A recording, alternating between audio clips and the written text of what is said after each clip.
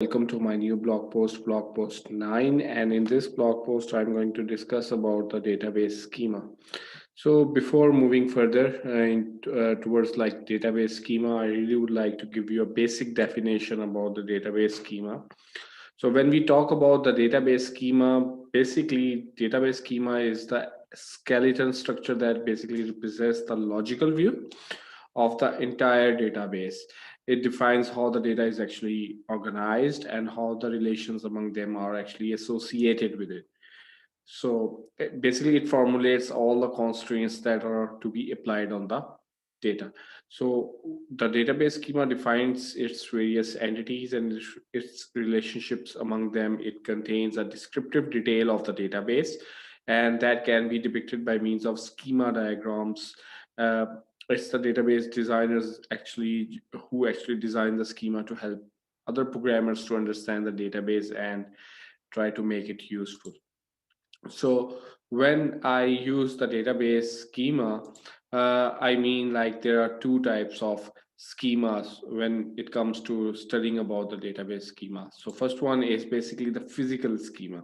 So physical database schema is basically the schema that actually pertains the actual storage of the data and its form of the storage, like files, indexes, uh, your various physical tables that exist on the hard disk, or where the data is actually being stored. So it actually defines how the data will be stored in the in the secondary storage, like what would be the format system of the data or the database file.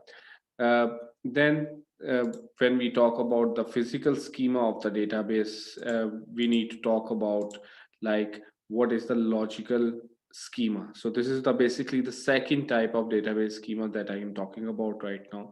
So basically this schema defines all the logical constraints that need to be applied on the data which is stored.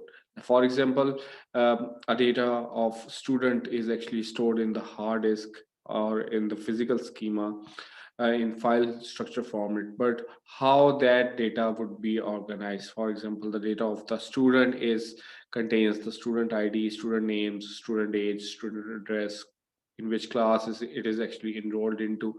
So this kind of logical structure will be defined under the logical schema.